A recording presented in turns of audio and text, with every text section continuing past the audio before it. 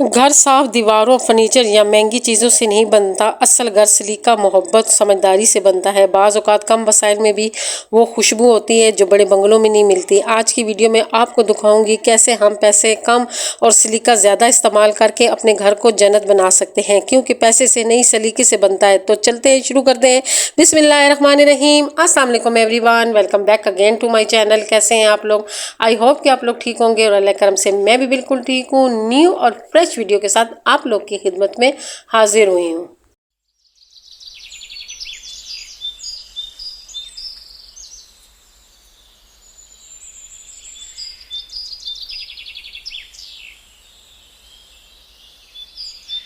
मैं जो वीडियो सुबह के आगाज़ से शुरू करती हूँ, यकीन जाने उसकी एडिटिंग में भी मुझे मज़ा आता है और उसकी शुरू करने में मुझे मज़ा आता है और उसके स्टार्टिंग में भी मुझे बहुत मज़ा आता है। इस वक्त सुबह का टाइम है और मैं नाश्ता बना रही हूँ। नाश्ते में मैं जो है ना बल वाला पराठा बना रही हूँ, क्योंकि ज़ईद हॉस्पिटल नाश्ता लेके किसी के लिए जाएंगे, तो इसलिए मैं उनके लिए जो है ना मैंने कहा थोड़ा सा स्पेशली पराठा बनाती हूँ। लेकिन ये है कि पराठे ने मुझे तंग बहुत किया। आटा मेरा बहुत ढीला था, तो वो जिस तरीके से मैं पराठा चाह रही थी उस तरीके से बन नहीं रहा था। पराठा मुझे बहुत तंग कर रहा था, और क्योंकि एक तो ताज़ा आटा गूंदा हुआ था, ऊपर से इसमें मैंने ऑयल भी शामिल किया हुआ था, तीसरा ये ढीला भी था, मतलब थोड़ा सा नरम हो गया था। वैसे मैं आटा जब भी गूंदती हूँ मैं थोड़ा सख्त आटा गूंदती हूँ, लेकिन आज मुझे बस पता नहीं चला, क्योंकि ये आटा मैंने नींद में गूंदा है। मैं जब सुबह नमाज के लिए उठी थी तो मैंने कहा पहले आटा गूंद लेती हूँ, क्या हमारे घर आटा गूंदा हुआ नहीं है, तो उसके बाद नमाज़ पढ़ूंगी। तो आँख बस वज़ू करके आई थी और किचन में घुसी, बस आधी आंखें खुली थी और आधी बंद थी, और आटा जल्दी जल्दी गूंदा, उसमें मुझसे पानी ज़्यादा हो गया, मुझे पता भी नहीं चला कि आटा मुझसे ढीला हो गया। तो अभी पराठा बनाने में मुझे थोड़ी सी मुश्किलात का सामना करना पड़ रहा था।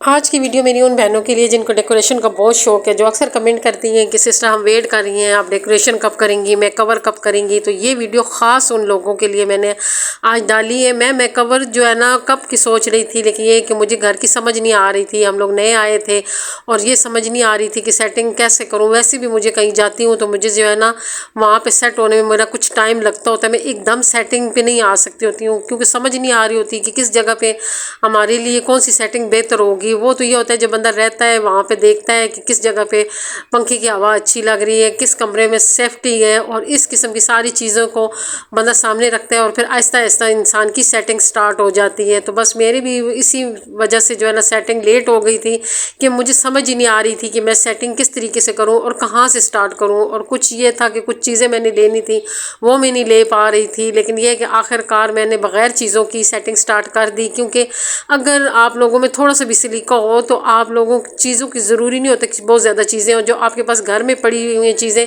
आप उनको भी इस्तेमाल में ला के अपने घर को खूबसूरत बना सकती हैं। और सारी बात सलीके की होती है। घर में आपका सलीका नज़र आना चाहिए, महंगी चीज़ें नहीं होनी चाहिए, महंगे पर्दे नहीं होने चाहिए, महंगी बेडशीटें नहीं होनी चाहिए। बस जो चीज़ें आपके पास हैं, बेशक वो सस्ती वाली हैं, लेकिन ये कि बेशक लंडे से आप ले आएँ, लेकिन ये है कि उसको आप लोगों ने इतनी मतलब सलीके से रखी हो कि जो देखने वाली आंख है उसको वो चीज़ें अच्छी लग रही हो। दूसरा बात ये है कि बंदे का जब घर साफ़ सुथरा और नीट एंड क्लीन होता है तो बंदे की अपना भी जो जहन होता है ना वो सुकून रहता है, और बंदा थोड़ा घर में भी सुकून होता है। और घर में सबसे बड़ी बात ये होती है कि बरकत बहुत होती है। यहाँ पे मेरा जो पराठा था, आखिरकार मैंने वो बल वाला पराठा बना ही दिया। वैसे मैं बल वाला पराठा बनाती ही रहती हूँ, लेकिन आज आटे ने जो है ना मुझे बहुत तंग किया है। तो फिर भी जो है ना बहुत मज़े का और सही क्रिस्पी सा बन गया था और सही लच्छेदार सा पराठा बना था। लेकिन ये कि इस आटे ने मुझे तंग किए। देखिए ज़रा सी गलती से भी जो होता है ना पूरा जो होता है सिस्टम ख़राब हो जाता है। कि आपकी रोटी तभी अच्छी बनती है जब आपका आटा अच्छा गूंदा हुआ हो। तो इसलिए हर चीज़ की जो प्लानिंग होती है वो अगर शुरू से ठीक रहती है तो फिर वो आपको कभी भी तंग नहीं करती है। अब आ जाते हैं मैं कवर पे। ये सोफ़ों के ऊपर मैंने जो कवर चढ़ाए थे वो मैंने खुद चढ़ाए थे, वो मैंने उतारे हुए हैं, क्योंकि हमने लोगों ने इसकी जो है ना कवरिंग करवानी थी, इसे देना था। लेकिन ये है कि फ़िलहाल फिर हम लोगों ने उसको नहीं दी है। और इस कमरे को मैं क्यों खाली कर रही हूँ, इस कमरे को मैं इसलिए खाली कर रही हूँ कि ये हमने ड्राइंग रूम बनाया हुआ था, लेकिन अब हम इसको बेडरूम बनाने लगे हैं। क्योंकि जिस कमरे में मैंने बेडरूम बनाया था वो बहुत बड़ा था और उसकी सेटिंग सही नहीं हो रही थी। उसके लिए फिर मुझे सोफ़ा ख़रीदना पड़ रहा था। फिर मैंने कहा सोफ़ा लूँगी, फिर ड्राइंग रूम ख़त्म हो जाएगा। तो ये सारी चीज़ें सोचते सोचते तो यहाँ तक बात पहुँच आई है। तो फिर मैंने ये ना कि जो बेड था वो इधर मैंने शिफ्ट कर लिया है। ये वही बेडशीट है जो मैंने पिछले दिनों हम मैं और ज़ईद लेके आए थे, बल्कि इसको तकरीबन 4-5 महीने हो गए। फिर मैंने बनाई थी, लेकिन मैंने कहा था जब मैं सेटिंग करूँगी तब मैं जो है ना इसको बिछाऊँगी। बड़ी खूबसूरत बेडशीट है और कपड़ा भी इसका बहुत अच्छा और बेहतरीन लग रहा है, तो इंशाल्लाह मुझे लगता है कि इसका कलर भी नहीं जाएगा और ये अच्छी रहेगी। तो फिर मैंने इस पर ये वाली बेडशीट बिछा दी है, साथ ही तकियों पर भी कवर चढ़ा दिया है। और इस तरह फिर ये कि हम लोगों ने ये मतलब सोचा कि हम इसको जो है ना बेडरूम बना लेते हैं। ये एक छोटा सा है और ये है भी बेडरूम ही लग रहा है। और जो दूसरे वाला कमरा है उसको मैं ड्राइंग रूम भी बना लूँगी, वो बहुत बड़ा है। उसको एक साइड पे मेरा दिल है कि ड्राइंग रूम बनाऊँ, दूसरी साइड पे मेरा दिल है कि मैं कोई वहाँ पे कोई बेड शेड का इंतज़ाम करूँ, क्योंकि हमारे घर मेहमान भी आते हैं तो मेहमानों के लिए भी एक कमरा एक्स्ट्रा होना चाहिए। तो अब देखिए उसकी मैं सेटिंग कैसे करती हूँ, इंशाल्लाह वो भी आप लोगों के साथ शेयर करूँगी। अब आहिस्ता आहिस्ता जो जो सेटिंग होती जाएगी आप लोगों के साथ शेयर करती जाऊँगी। लेकिन आज की वीडियो में तो मैंने कहा रूम की जो बेडरूम की सेटिंग है वो आप लोगों के साथ शेयर करूँ। इसके मैंने 4 तकिए बनाए हैं, 2 आप लोगों को पता है मैं लंडे से कपड़ा लेके आई थी, 2 मैंने उसके बनाए हैं और 2 जो थे इसके साथ के थे और उसके बनाए, और एक मैंने जो था कुशन बनाया है इसके साथ। लेकिन ये कि ये बेडशीट देखने में बहुत प्यारी लग रही है, कलर बहुत अच्छा लग रहा है। और ये कलर ज़ईद ने पसंद किया था, तो ज़ईद बार बार कह रहा है कि देख नहीं ये मैंने पसंद किया, ये इसलिए इतने ज़्यादा प्यारी बेडशीट है। लेकिन वाकई जो है ना ये कलर और ये जो है ना थीम जो है ना ये इस कमरे में बहुत प्यारी लग रही थी। कभी कभी जो चीज़ होती है देखने में इतनी अच्छी नहीं लग रही होती, लेकिन जब बंदा यूज़ करता है ना तो वो बहुत प्यारी लग रही होती है। और साथ मैंने जो एक कुशन बनाया था दरमियान के लिए, वो मैंने जो है ना उस पर कुशन चढ़ाया। और फिर सोच रही थी कि एक बनाए, वैसे एक कपड़ा इसमें से बचा हुआ था, लेकिन मुझे ख्याल ही नहीं था कि मैं 2 कुशन बनाती। इसके साथ अच्छे 2 ही लगेंगे, एक एक तकिए के साथ होगा और दूसरा दूसरे तकिए के साथ। लेकिन ये कि चलो अभी तो फिर मैं फ़िलहाल मैंने एक बनाया है, फिर मुझे टाइम मिलेगा तो मैं दूसरा भी बना लूँगी। अभी इस वक्त टाइम नहीं था कि मैं एक और भी बना लेती। तो बस मैंने बेडशीट बिछा ली। अब इस कमरे में जो है ना देखे ना कितनी परफेक्ट आ गई। ये मैंने पहले नाप लिया था कि मेरी बेड के साथ जो है ना साइड टेबल आएंगे कि नहीं आएंगे, लेकिन ये कि फंस फुस के आ गए। ये मैं 2 लैंप ख़रीद के लेके आई हूँ, मुझे लैंप का बहुत शौक़ था। जब मेरी शादी हुई थी तब भी मुझे शौक़ था कि मैं साइड टेबल के लिए लैंप लूँ, लेकिन ये कि मेरी शादी जिन हालात में हुई थी, बस आप हालात ही कुछ ऐसे थे कि बस जो सामान आ गया था। और कुछ मैं ज़्यादा फरमाइश की के हक़ में भी नहीं थी कि मैं घर वालों से ज़्यादा फरमाइश करूं, क्योंकि हमारे अब्बू तो थे नहीं।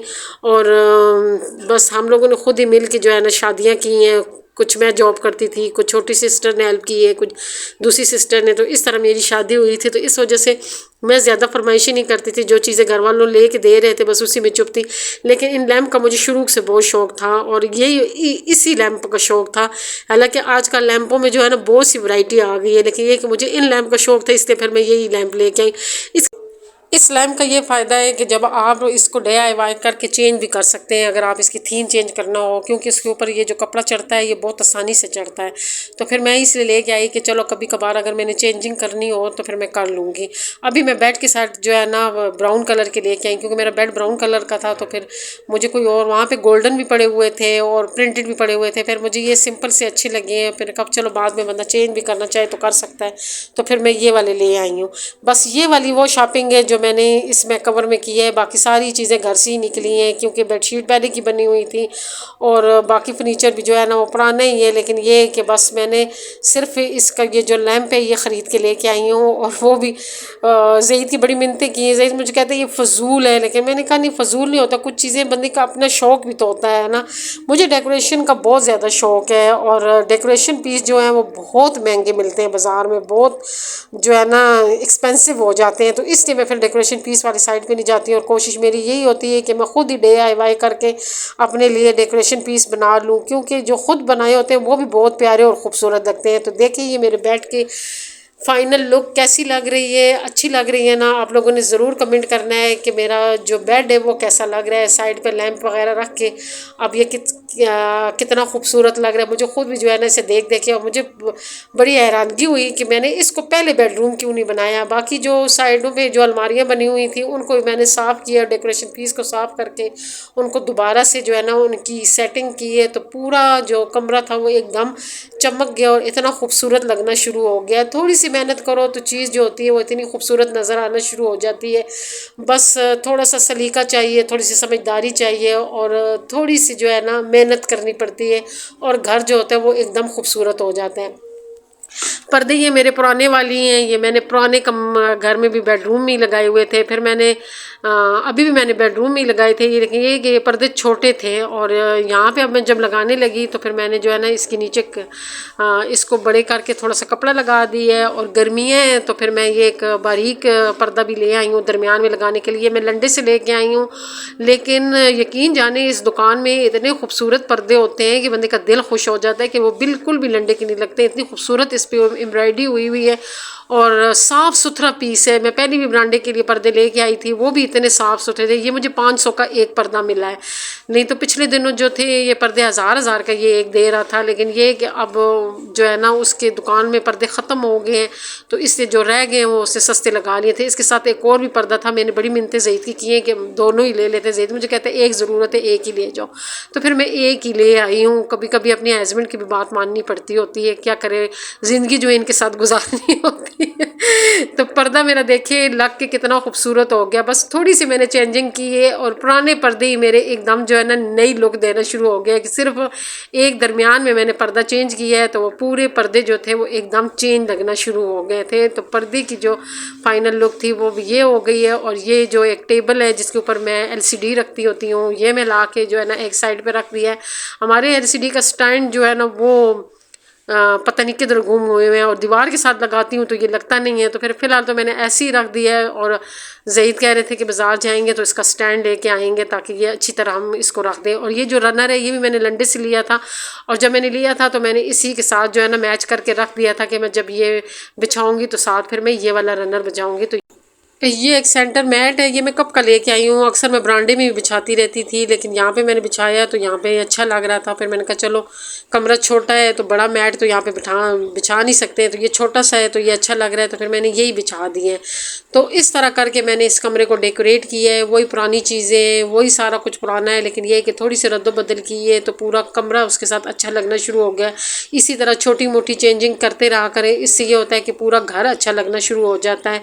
तो ये आज आपको अपनी फ़ाइनल लुक अपने कमरे की दिखा दूं कि मेरी फ़ाइनल लुक जो है ना इस रूम की कैसी लग रही है और आप लोगों को कैसी लग रही है, ये भी आप लोगों ने ज़रूर बताना है। याद रखें, कम पैसा कोई रुकावट नहीं। अगर आपके अंदर सलीका है तो आपका सादा सा घर भी किसी महल से कम नहीं लगेगा। मुझे कमेंट करके ज़रूर बताइएगा कि आपको मेरा रूम कैसा लगा है, मेरे आइडिया आप लोगों को कैसा लगा है। और अगर आप लोगों को मेरी आज की वीडियो अच्छी लगी है तो प्लीज़ मेरी वीडियो को लाइक शेयर, और जो नए लोग हैं वो मेरे चैनल को ज़रूर सब्सक्राइब करें। दुआ में याद रखें, खुश रहें, आबाद रहें, अल्लाह हाफिज़।